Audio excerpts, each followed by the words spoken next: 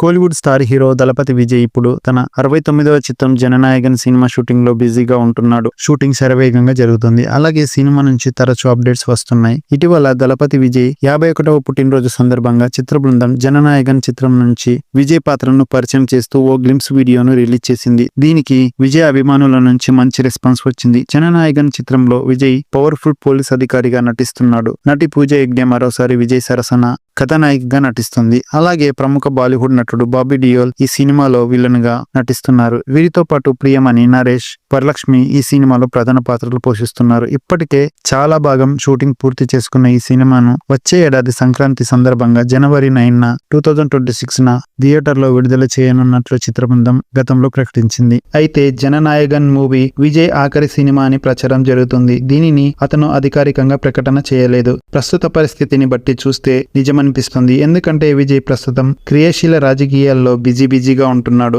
వచ్చే ఏడాది జరిగే తమిళనాడు అసెంబ్లీ ఎన్నికల్లో విజయ్ పార్టీని అన్ని నియోజకవర్గాలలో పోటీ చేస్తుంది. ఇందుకోసం పార్టీని అన్ని రకాలుగా సిద్ధం చేస్తున్నారు విజయ్.